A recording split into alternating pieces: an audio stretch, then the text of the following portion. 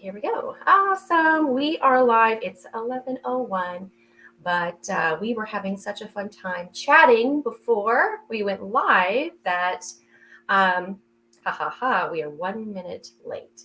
And I'm going to take a moment, guys, as people are starting to log in, before I introduce my special guest, to share this on my personal Facebook page. And I encourage everyone, as they are doing their logins, to do the same. If my phone will let me do that. Okay, here we go. Awesome, everyone. Welcome. I hope everyone can hear me, can see us. If you can't, please let me know. Hello, Marty. Make sure you're sharing this on your personal Facebook page. Hello, Lupus Facebook Live support chat. Welcome, everyone. We are live and it is Monday. I'm seeing people logging in now. Today is going to be a very special day. I'm so excited. Welcome to the third live of Lupus Awareness Month 2022. And we are very excited to be with you today. And I'm excited to introduce you to my special guest in just a moment. If you are joining today for the first time, or maybe it's been a while, my name is Kelly and I am the creator and I'm the executive director of the Portland-based nonprofit More Than Lupus. And if you are new, More Than Lupus is a inclusive community designed by lupus patients to connect, grow, and inspire you throughout the peaks and the valleys of your one-of-a-kind lupus journey. And I love, just a little bit about me, I love dance and music and chocolate and reading books, and I love documentaries. And yes, I've happened to have had lupus since the age of 11, so a very long time. And I am your facilitator today, and I'm so thrilled to be with you. It is May 16th, guys. How did that happen? I mean, what? Which means we are officially in the thick of Lupus Awareness Month. But not only are we in the thick of Lupus Awareness Month, but we are also in the thick of Fibromyalgia Awareness Month. And today, as you can see, we are partnering with Support Fibro to shine a light on fibromyalgia, because lupus and fibro are connected in many ways. And in fact, the latest statistic that I read said that approximately 30% of those living with lupus will develop fibromyalgia at some duration of their illness. And since time is of the essence, let's bring Melissa on here. You've been waiting so patiently, and let's get learning. Hello, Melissa. Hi, Kelly. I'm so excited to be here and joining More Than Lupus. I am so thrilled to have you. I know everyone who will be streaming this now and watching this later are as well. So why don't you tell our viewers a little bit about yourself and your nonprofit, maybe for those that are new to your platform. Absolutely. I'm just excited. It is Fibromyalgia Awareness Month. So I'm Melissa Talwar. I am the executive director of the Support Fibromyalgia Network. And I'm also a board certified functional medicine health coach. Support Fibro was established in 2017 as a nonprofit organization founded by all of us who have fibromyalgia. I've been diagnosed and had chronic pain since I was 14 years old. So managing it, I really wanted to get the resources out there. So we established the Fibromyalgia. It's a national nonprofit where we bring patient education, medical education, advocacy, and research, which we just had our advocacy virtual Hill Day, and I know Madi was one of our team leads. So Kelly, we've been doing a lot of work this past week doing grassroots organization advocacy. So I'm so glad to be able to join you today. Yes, I love partnering with Support Fibro and you, Melissa, just because, patient-driven, patient-focused organizations are the heart of making a difference and amplifying the patient voice. And I know you and I have worked together on several different projects, including teaming up at the American College of Rheumatology, which is why we were kind of late, because I was talking about... Which was so much fun virtually for me. I know. So we've done a ton of stuff together, and I really look forward to working with you more in the future. So Melissa, this month at More Than Lupus, one of our continued goals is that we're really trying to spotlight how can we increase health literacy. And as you know, there is a lot of misinformation out there about fibromyalgia and lupus. So I kind of came to you with this idea on how we can increase health literacy in kind of a fun way. So we talked about it, and now we're going to do a little game, right? We're going to play a little trivia game on lupus and fibromyalgia. It's a little true or false quiz, if you will. So I see lots of people joining us. Guys, make sure you share this on your personal Facebook page. We're going to go through a lot of fun information today, important information. So I have your questions that you sent me, and you have my questions, true or false questions that I sent you. And we're going to kind of go back and forth. And hopefully, for those that are watching now and streaming this later, it will help all of us increase our health literacy about these two widespread diseases. So let's go ahead and get our special little banner up. Fantastic. I keep missing out. We've been on Zoom like all week, so I'm like looking for an emoji to like cheer. We don't have the emojis. I know. And of course it didn't save, so I'm going to do it real quick. Lupus and fibro, true or false? Okay, guys. And maybe we needed our chocolate prizes for each of us, because I know Kelly and I love our particular chocolate. So we sure do. And let me tell you, I am torturing myself right now. My husband and I gave up sugar for the rest of the month, and it is so annoying. There we go. There it is. There we go. So I'm just like, why would I do that to myself? And my birthday's next month too, or next week too. And I'm just like, what am I doing? That was really dumb. But anyway, we'll see how it goes. We'll see how long I really last. So are we ready, Melissa? I think so. I think brain is going to massage the brain and get ready. Okay. Here we go. So welcome to the More Than Lupus and Support Fibro True or False quiz. So I'm going to get the ball rolling with our first true or false question. Melissa, true or false? Fibromyalgia affects everyone the same way. False? No. Yes, it's false. So, I mean, in our world, everyone is unique. And I think this happens with lupus as well, where even though you're diagnosed with the same thing, it's just you respond differently to symptoms, different comorbidities, and just challenges, right? Absolutely. And that's why we said at the beginning that these diseases are very similar in a lot of ways. It's the same thing with lupus. Every single person's disease pathways are a little bit different. That's why we were talking about the first week here, the big word that you hear a lot, heterogeneity, right? Heterogeneity, yes. Okay, Melissa, hit me. Okay, Kelly, you ready for this first true or false? So, lupus is a new disease. True or false?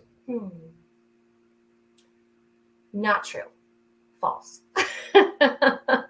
This one always gets me, how many people think that this is a new disease. Lupus is not a 21st century disease, nor is it a 20th century disease.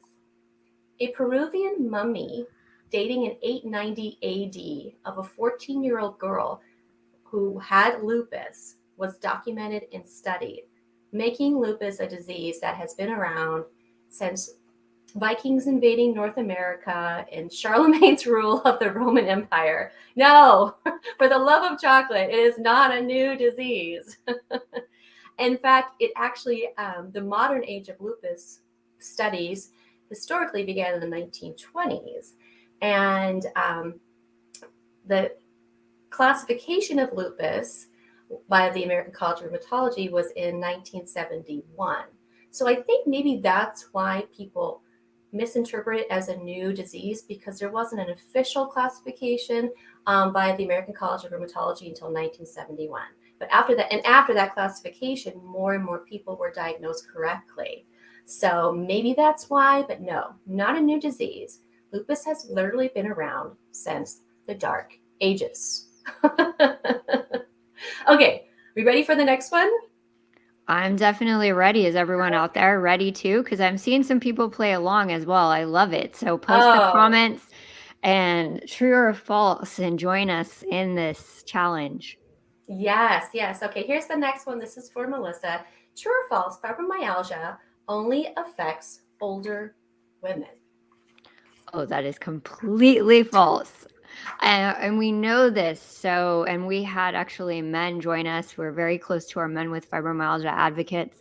Our youth fibromyalgia advocates, as many of us develop the condition actually earlier on. So they say that about 25% of fibromyalgia patients are actually men, but there's probably undiagnosed. I think it reflects a lot what you see in the autoimmune conditions too, Right. right?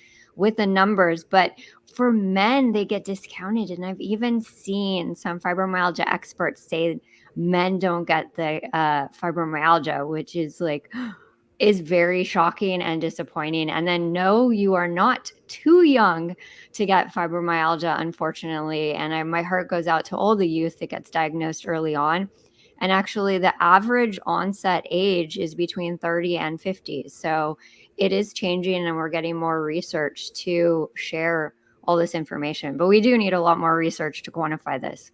Yeah, yeah. We talk about that here a lot, where autoimmune diseases like to party together. And oftentimes people don't even realize that they have multiple overlap autoimmune conditions. I know with your background and the things that you study, you've seen that as well.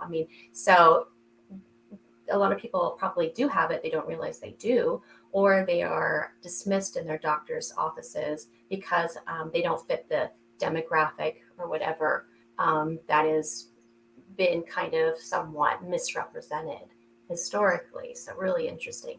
Okay, Melissa, hit me. Ready for the next Okay. one? Is everybody ready for the next question? So, true or false? Lupus is a rare disease. Okay, people who are watching right now, is lupus a rare disease? Come on, Robin, I want to see your response to this. And if you get it wrong, I will yell at you. Thank you. Yes, no, it's false. Lupus is not a rare disease. Not true. Although 2/3 of Americans know little to nothing about lupus, lupus is not classified as a rare disease in the United States. Hundreds of thousands of Americans have it, millions have it worldwide. Statistically, it's more common than cystic fibrosis, muscular dystrophy, multiple sclerosis, and types of leukemia combined. However, it's mistakenly thought of as a rare disease because it's a mysterious illness and it's unusual in the way it affects every single person a little bit different. But lupus is actually classified by the CDC as a widespread disease, not a rare disease. Yes, lupus spoons, don't get Kelly upset. You're too funny. So, yes, no, not a rare disease. And I see that. I see that in legitimate medical circles, people saying that. And I just want to throw something at my computer when I read that, because what are we doing here? Not true. I'm learning so much too, because you think you know enough, but these like underlying little facts to these questions are super important to share. I know. Knowledge is power. It really, truly is. It really, truly is. Okay, I got one for you, Melissa. Are you ready? Uh oh. Okay. Let's go. All right. And Robin, did you see her comment? This is something that gets me really upset too. For Pete's sake, do not capitalize lupus. It's such a big pet peeve of mine. That's hilarious. I love you, Robin. You know me very well. Okay, Melissa, here we go. True or false? Is fibromyalgia imagined? Okay, I want everybody out there to make sure that you know that this is definitely false. So, fibromyalgia is real. And I mean, doing these myths and truths, like there is a lot of controversy and misinformation on fibromyalgia. And if anyone has been diagnosed with fibromyalgia, you definitely know that that pain and that component is real. But it's hard for us as patients because doctors will tell us it's not real, or I hate the saying wastebasket diagnosis because that's so cruel. But then you go to a rheumatologist or a pain specialist and they diagnose you with fibromyalgia. So we do know that finally research, it is medically confirmed that something is involved with the central nervous system. But there's been small case studies, we need more, showing the inflammation in the brain. So more inflammation, possibly immune cells are part of it, but this neurochemical change really does give us hard evidence that it's not imaginary and there's some physiological changes. So we got to figure out how to get this like out of the system for it's not imagined at all. Absolutely. And this happens a lot with diseases that are disproportionately female as well. There's a lot of dismissing of diseases like fibromyalgia and like lupus because they are difficult to diagnose. And when something can't be um, clearly defined right away, doctors get frustrated. They often want to put it back on you as you being hysterical or depressed or being anxiety or being hormonal. We see that all the time with rheumatic conditions and other autoimmune diseases as well. So, yeah, yes, real disease, and it sucks for lack of a better word. So, moving on. Moving on. Okay, Are you ready? I'm ready.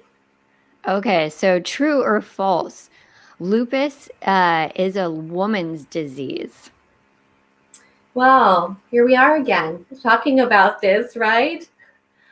Um, believe it or not, it is not a woman's disease. It's not classified as a woman's disease. Very good, guys. Everyone's getting the questions right. So well educated over here. Love it. Yes. Ask Emmett. Ask Dion. Ask the 10 guys that we have on our local support group here over the years. It is not a woman's disease, but it does disproportionately affect women. Okay? But let's clarify this. Men get lupus, boys get lupus, teenage, young adults get lupus who are male, intersex individuals get lupus. Lupus, specifically systemic lupus, can present pretty similarly in men as it does in women. However, men tend to suffer from pretty severe disease manifestations that affect the organs. That can lead to, if it's not diagnosed appropriately and treated appropriately, can lead to renal, kidney involvement, and even kidney failure. It can lead to pleurisy and scarring of the lungs, severe scarring from discoid or subcutaneous lupus of the skin. It can lead to real terrible problems with the blood, like lupus coagulant or anticoagulant syndrome, phospholipid syndrome, so that's blood clots in your blood, severe hemolytic anemia, and even seizures, so central nervous system lupus, lupus of the brain. And unfortunately, because lupus is incorrectly thought of as a woman's disease, many men and young male adults are dismissed in their doctor's office because there's this old school notion that, oh, it couldn't be lupus. You think of the old House, Dr. House, it's not lupus. It's not lupus. Well, sometimes it is. And sometimes it is a man or a boy or teenager that's walking into the doctor's office and it is lupus. So, no, not a woman's disease. Not a woman's disease. Do you know if there's any delay in them getting a diagnosis contributing to this at all? Yes, there is. And my brain isn't working well enough to give you the exact statistics, but we have done this before. We have a blog on lupus in men on our site, And we talk about that. We break down how that can affect symptom development and poor health outcomes if someone is not diagnosed correctly. Yeah. And we've heard the stories too, I don't want to say anecdotal stories, but obviously stories from our patient community of people being delayed with their diagnosis or dismissed, gaslighted, all of those things, unfortunately. I'm learning so much because I know the dismissal happens for all of us sometimes early on, especially when we're preliminary symptoms and getting the blood tests. But I was curious, even for fibromyalgia, if there is even more of a delay of diagnosis for men. So something to Mm-hmm. I have to look into myself. Right, absolutely. Okay, you ready, Melissa? I have the next question for you. Okay, I'm ready. Now, true or false? Is fibromyalgia basically arthritis? I see this a lot and it's false. And unfortunately, the CDC needs to hurry up and update their website because fibromyalgia is underneath, like a tab underneath arthritis. And we know it's a separate from arthritis. So in arthritis, you see the inflammatory joints, you have the different test results, the autoimmune component.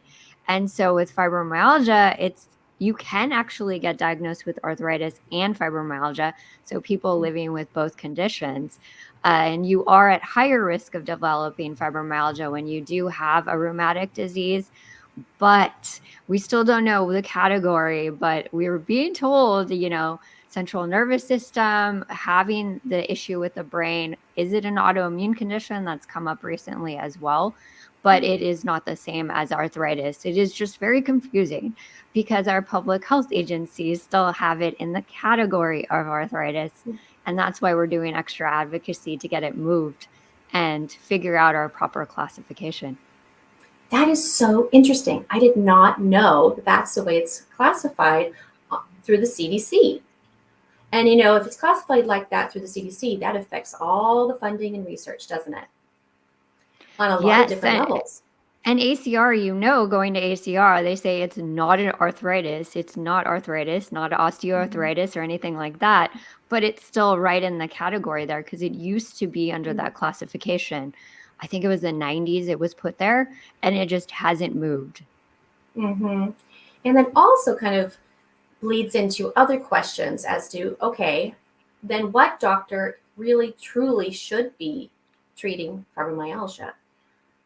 Some rheumatologists kind of feel like, I don't want to say inadequate to treat fibromyalgia, but almost have a hesitancy to treat fibromyalgia because it bleeds into so many other parts of the body, like you said, the neurological component of fibromyalgia. Um, Not to put you on the spot here, but I'm going to. Do you think that maybe a functional medicine approach might even be more beneficial for people living with fibromyalgia than, um, maybe rheumatologists? Like, what do you think? I think opening it up to some sort of medical specialty. I mean, I'm biased with functional medicine, but I want it to be affordable and accessible to all patients. So ACR Right. did change the language on their website that rheumatologists now are primarily the ones that can diagnose you and rule out other rheumatic conditions. So they are Interesting. deferring to primary care.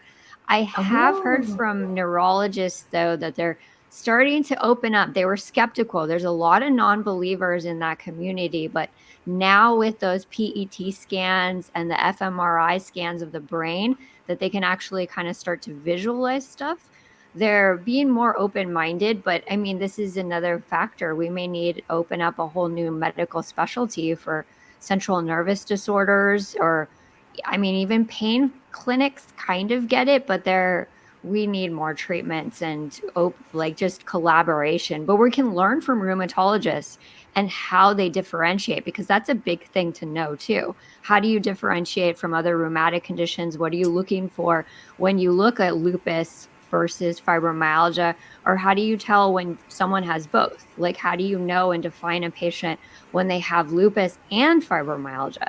So these Mhm. are all interesting things that we can still learn from rheumatologists when we Mhm. transfer over to other specialties. That is really fascinating. So people will get diagnosed by a rheumatologist for fibromyalgia, but then the rheumatologist will defer them back to their primary care specialist for treatment of the fibromyalgia.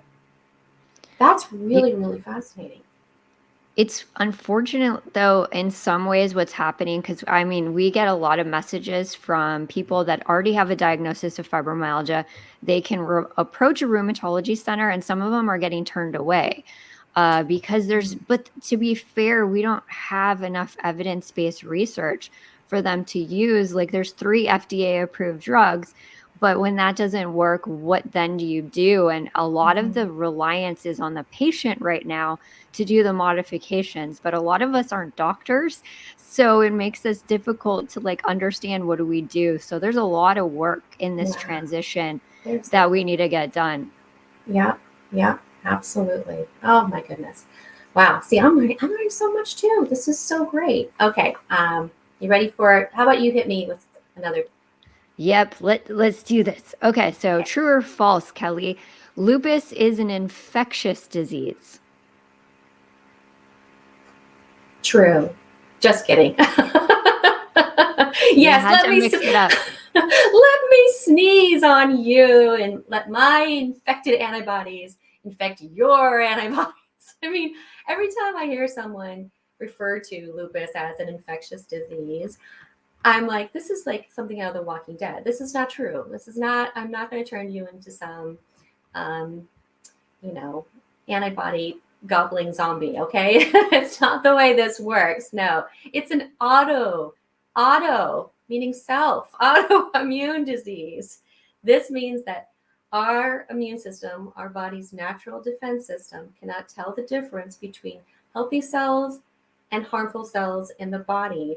And with lupus, our immune system goes into hyperdrive and mistakenly attacks and destroys healthy cells in our own body, making autoantibodies that target particular cell tissue, which can lead to pain and inflammation, and at its worst, tissue damage, organ failure, and unfortunately, even death. Okay, but no, it is not infectious. You do not need to back away from me in an elevator next time we are together because you're afraid my overactive immune cells are going to infect yours. No, not true. Not infectious. Not infectious. It's definitely an important point to make for everyone out there in understanding that. Although there is some fairness if someone does sneeze or cough, no matter who you are, I probably will flinch at this point still, but yes. Oh, yes, yes. And not like I'm getting too close to anybody these days. For sure. Yes, absolutely. Okay, so this I think is the last question. And kind of feel like we both can answer this because it kind of applies to both. Um, True or false? False. I'm alone with fibromyalgia and lupus and have no support. We know this, right? So, absolutely false. And we just want to let everyone know that I know that chronic illnesses like fibromyalgia and lupus can be particularly very isolating. We talk to a lot of people and they feel like they're all alone and they have no resources. So that's why I wanted to make sure that we get this out there and let people know that you have resources more than lupus, support fibro. And Kelly and I just even to send you to other resources you might need. I mean, I love Kelly's live broadcasts with our interview guests. So there's so much you can learn from all of us. You're definitely not in this fight alone. So we know what you're going through. Yeah, yeah. And I think that's one of the things that happens when people are newly diagnosed with fibromyalgia or lupus or another autoimmune musculoskeletal condition is you think you're the only one that's up at night, that can't sleep, that's in pain. You think you're the only one that's getting to run around by your doctors and having to wait for referrals and test results and getting frustrated with lack of communication, you think you're the only one that feels like you've been hit by the fatigue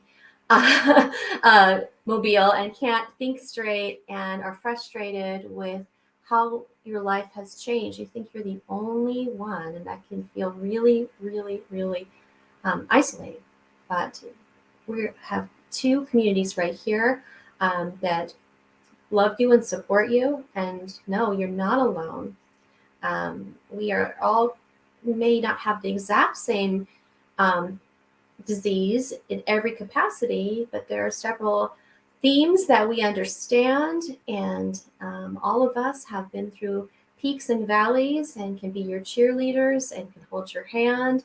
And we're here with resources and support just to listen and validate your experience. So, no, you're not alone. You're not alone. So, thank you, Melissa. That was so great. We could have gone on and on, right? I know there's a lot of myths and facts and different categories for both lupus and fibromyalgia out there.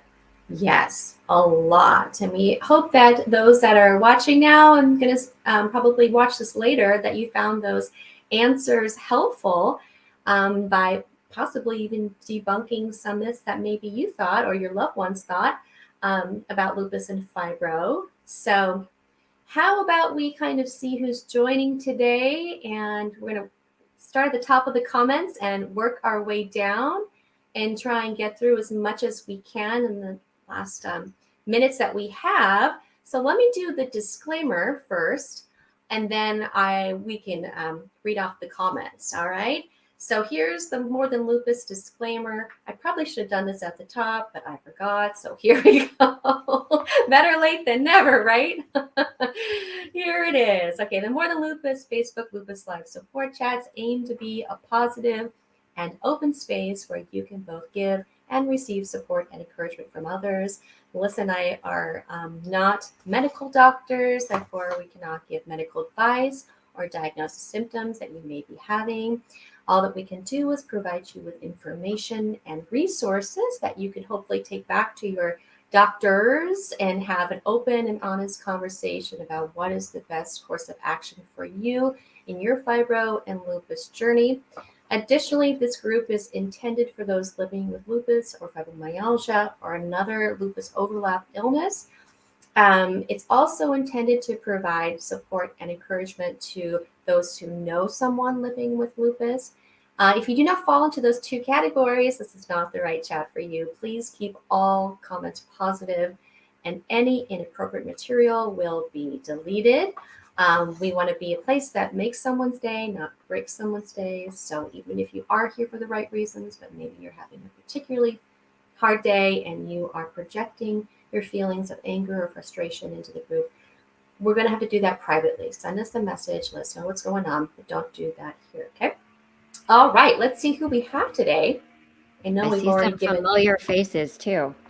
Yes, we've already given some shout outs, but I want to let you guys know that I put the link to Melissa's organization at the top of the comments. You can click on that to learn more.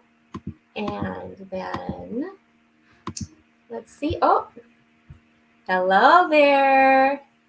I see a familiar face. She is awesome. Bonnie did such an amazing job. So I know that you and Kelly are good friends. So we appreciate her joining us for Fibromyalgia Advocacy Day. I can't thank her enough. Oh, that is so awesome. She is a power. I don't know how you do it, but oh my gosh, Marty, you are just so wonderful. I'm so glad you're sharing it on all of your pages. Yes, guys, we encourage you to do that. Some great information shared today, some really important information, useful information. So get it out there. The more you care, the more you share, the more other people are aware, right? That's a Kelly Rosetta trademark comment. I was going to say, you need to put that. I need on a t-shirt, right? I've been saying that for years. Oh my goodness. Let's see. She says, both of you ladies are amazing. God bless you both. Thank you for everything you do for all of us. We truly appreciate you both so much. That's so sweet. That's so nice. Oh my goodness. So we have Chicago joining today. We've got Tamara Safino here, and you're in Florida, right? Or are you in Georgia? I think we've got some Southerners on here with us.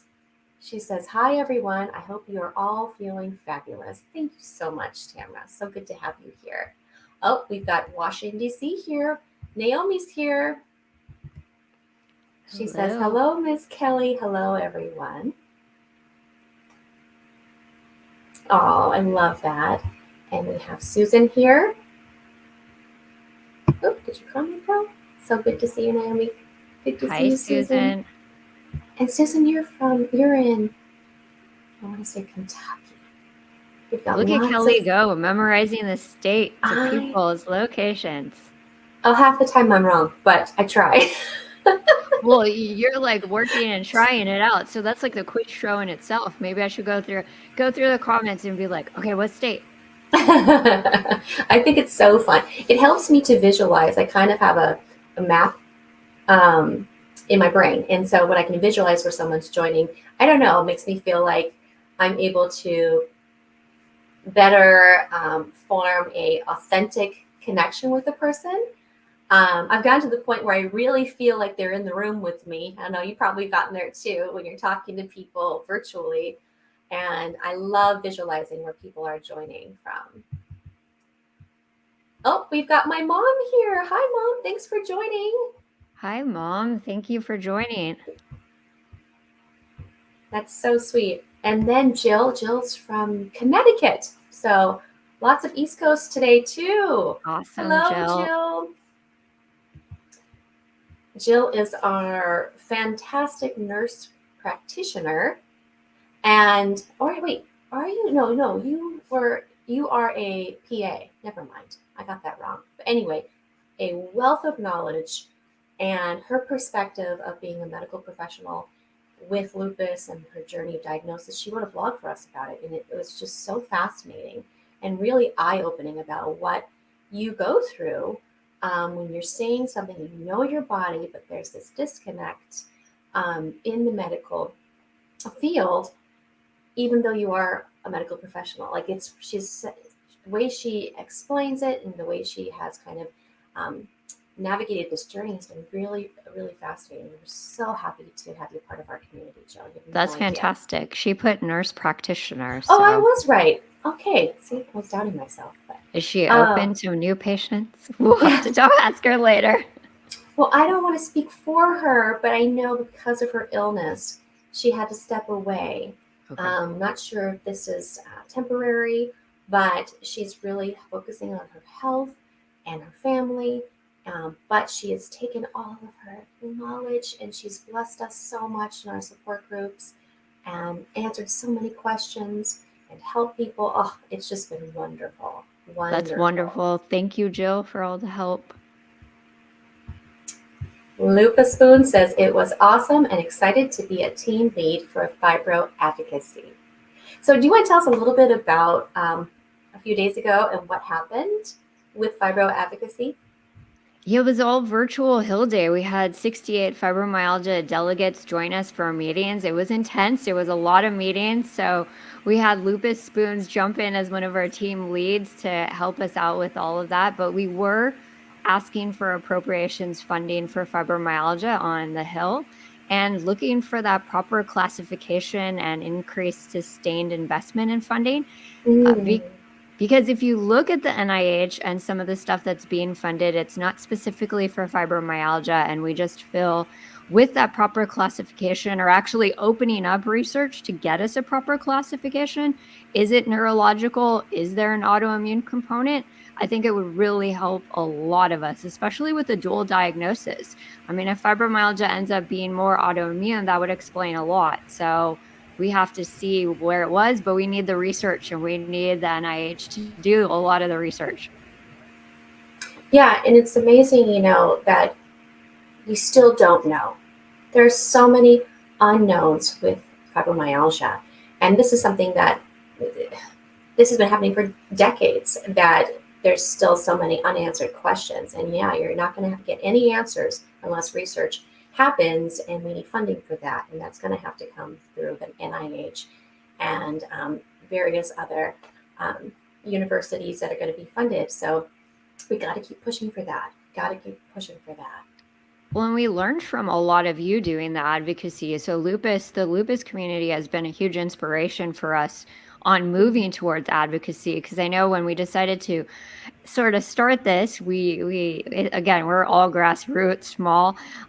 We look towards our lupus friends. I mean, you're familiar too with Loops for Lupus, who joined us, took a opportunity too. But looking at the work that you've done on Capitol Hill, and you've attended these meetings and seeing the success that lupus has with getting funding, we were like, we really wanted that to happen for the fibromyalgia community. So Mhm. to all of you out there doing advocacy for lupus, it really inspired all of us to do the same. Seeing all your photos all together, I mean, that was part of it. So we're here also to support all of you. Oh, that's so wonderful. Gosh, what a huge compliment. Yeah, because we feel the same. I'm always just like, gosh, she's doing such great work. And a lot of you may think that Melissa has a massive staff that's helping her do all these things, but she does so much on her own. And, you work tirelessly to amplify the patient voice and to really increase awareness about this disease that is still so misunderstood and underrepresented in funding. So we really appreciate that. It's a two-way gratitude, I think, and respect for sure.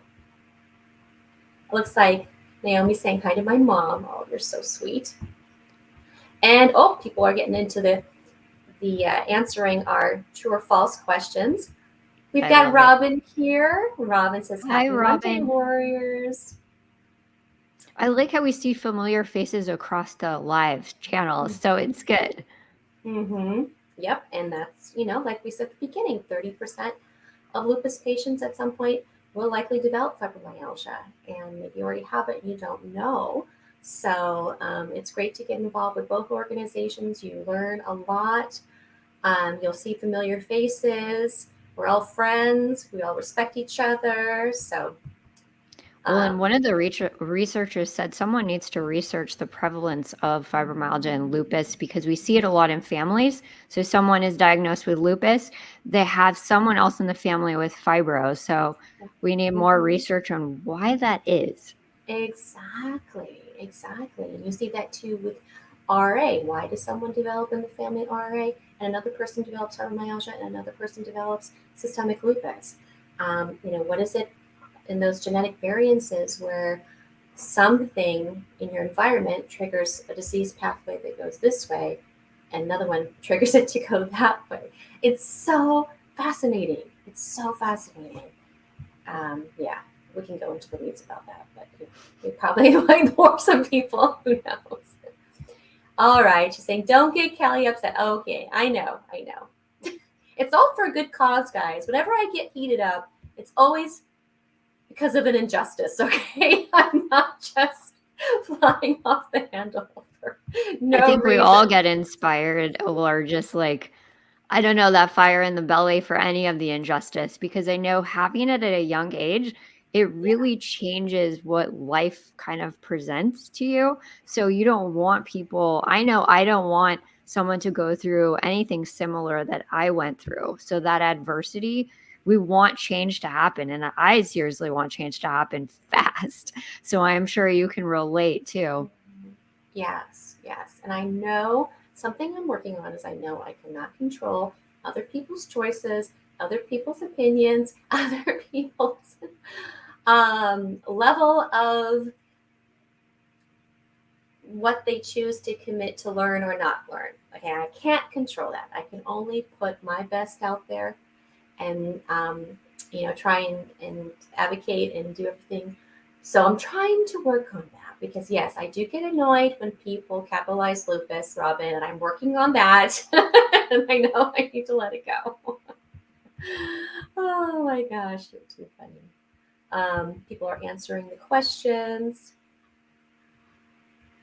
It's so real. I think she meant real, not ready. Lupus spoons. Fibro hurts like a mother lover. Yes. Many people are nodding their heads virtually and feel it. Yes. 10% of people who have lupus are men. Absolutely.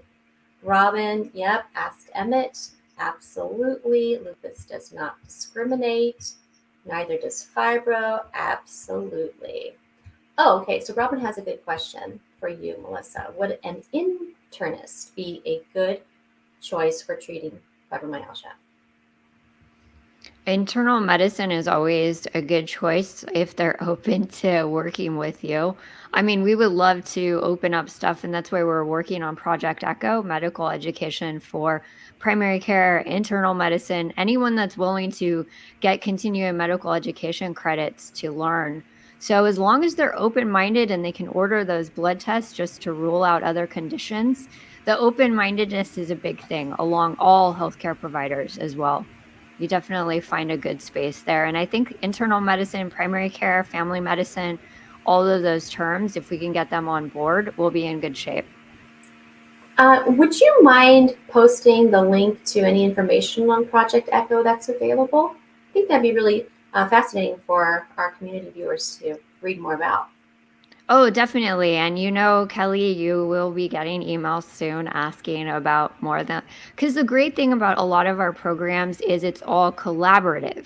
So you can actually have your own virtual spoke or hub in contingency with it, and you can bring people that you feel want to represent your organization. So, yes, we will post more information.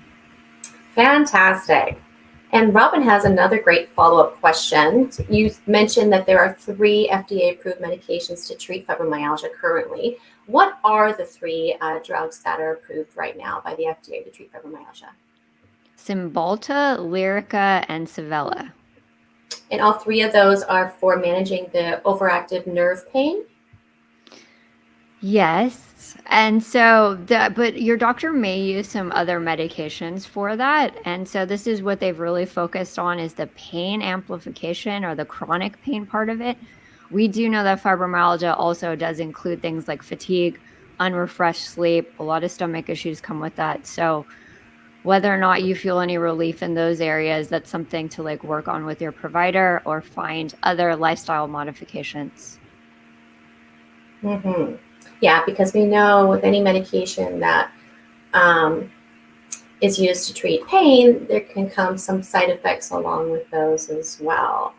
I know for many of the community members here that also have fibro overlap, Cymbalta lyrica can come with feelings of fuzziness and maybe even some mood changes and all these different things. So we need more treatment options, essentially, is what we're saying. We definitely need more treatment options for We fibromyalgia. definitely do. And for some reason, I've heard of from a lot of fibromyalgia patients, we're very hypersensitive to medications Mm, or we process it really fast, but we just become very hypersensitive. So it's tricky, I think, with any medication. And that's why working with a provider and trying to figure it out. But yeah, I mean, some of these, it's interesting to know that in the lupus community, it's also part of the prescription. That may be a whole nother conversation because I'm interested to learn. So I'm learning from all of you to see what actually is overlapping. yep, absolutely. Yep. Oh, it's quite a web, isn't it? Let's see. Robin says we have Pac-Man playing inside of us 24/7. She's talking about autoimmune. I love it. I love that image. Let's see. I Lupus think we can Spoon. relate as fibro patients too. Oh yeah, that's like never ending, right? So Lupus Spoon says I went to my pain clinic and stayed in the hallway because the waiting room was small and someone kept coughing. Yucko. I would have done the same thing. Oh, yes. And then she follows it up with, yes, no one is alone. We are all here for each other. Donna's here. Hi, Donna. I sure hope you're recovering well. Donna has lupus, and she also just unfortunately contracted COVID, but she was able to get the monoclonal antibody infusion, and she's feeling a little bit better. I hope for continued health and healing for you, Donna. She says, I enjoyed that discussion. Oh, good. Thank you, Jonna. Sending you healing energy. Robin says, thanks, Melissa. And I hope you're feeling better. Thank you. I know I need to rest. I did not set a good example for anyone after a surgery, so please make sure after you get a surgery to rest. Don't use me as an example. Wow, we have so many comments here. I don't even know like if we're going to get through all of these. This is amazing. We've got so many new people joining too right now. Thanks, Kelly and Melissa. Okay, let's see. Robin, I passed your info on to Lean Anderson. Okay, looks like that's something that she's been talking to you about. Marty says she loves working with us both. Well, we love you too. You're the best. We've got Emmett joining. Emmett, your ears burning. We were just talking about you earlier today. Hope you're doing well. He's a fierce lupus advocate. He does so much advocacy in San Diego and all around with male lupus warriors, and he's part of the Lupus Dream Team with Dion. Just absolutely has used his lupus experience to truly amplify the patient voice and help other people in the lupus patient community get connected and know that they're not alone. We respect you so much, sir. Male Lupus Warriors is here. Yay. Love having you here. That would be so fun. Mari says, Kelly needs a huge map and pins where all of us are joining from. That's cute. That'd be so fun. Let's see. Oh, here's another Kelly joining from West Palm Beach, Florida. Hello. Good to see you, Kelly. And you're Kelly with an IE. Love that. So, Kelly, do you have lupus? Do you have fibromyalgia? Do you have both? Do you know someone that has lupus or fibromyalgia? I'd love to get to know you more. Jill said I was correct. Nurse practitioner. Yes, I did it. Not practicing anymore, but welcome to be supportive and answer questions anytime. Oh, love that. Let's see. Everyone's saying hi to people. Jean says, just got back, and yeah, I've got both. So, wow, we have lots of people joining today who have both fibro and lupus. Emmett says his daughter was diagnosed with fibro. I did not know that, Emmett. Interesting.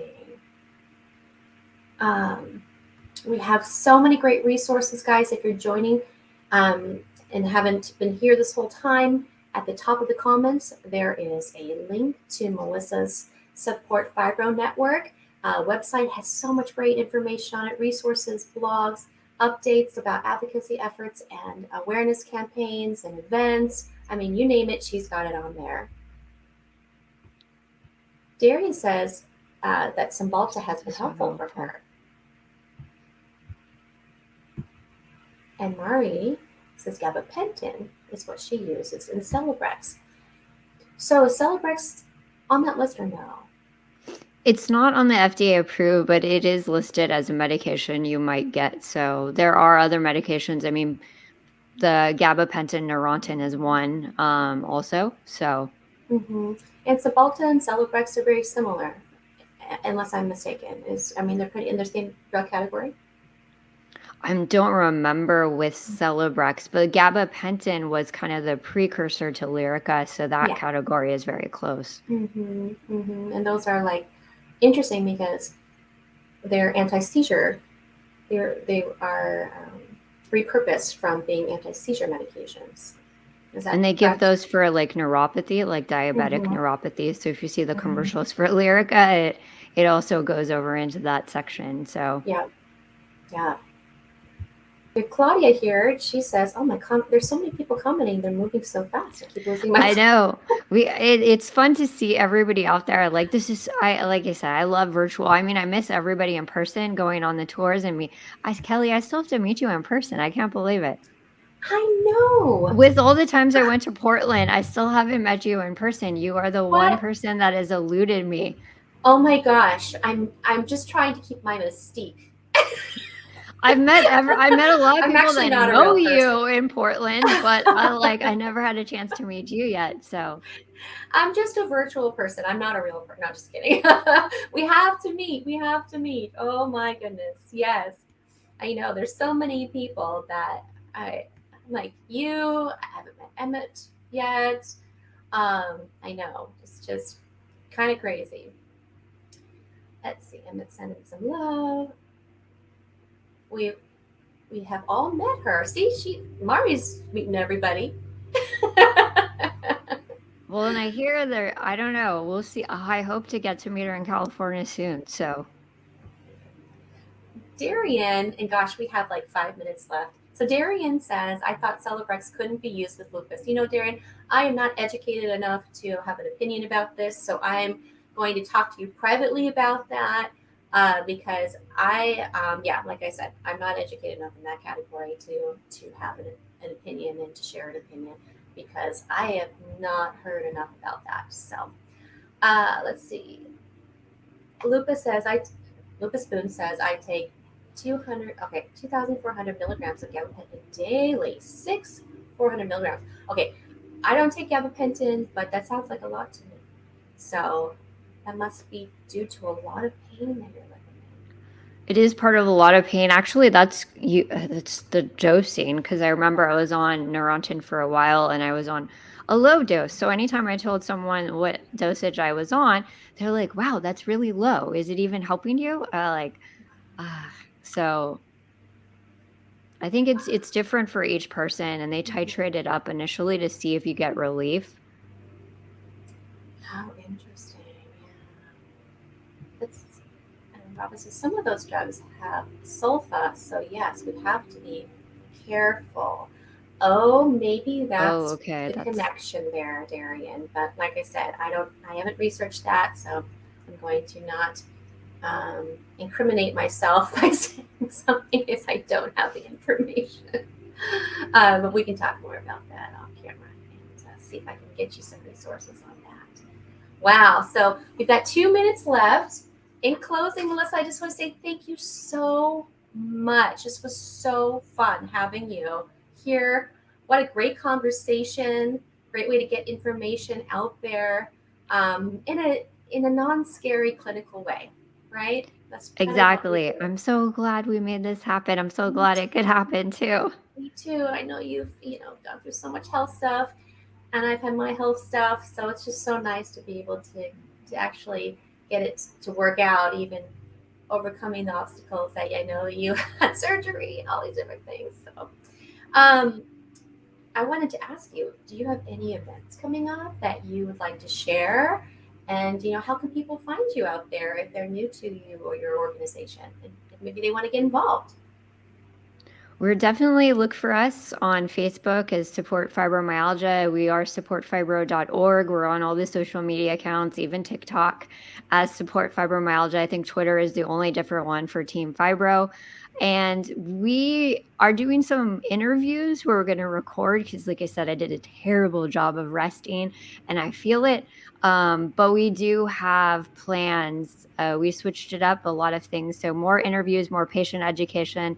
We're going to be launching a new health coaching program through the network. And then we're going to move to exciting news using the company that's actually partnered with the one we're using right now for a fall fibromyalgia conference, all about fibromyalgia, getting updates. So you will see Kelly again with us through their patient driven, patient centered conference run by patients, focused on patients. So that's coming soon.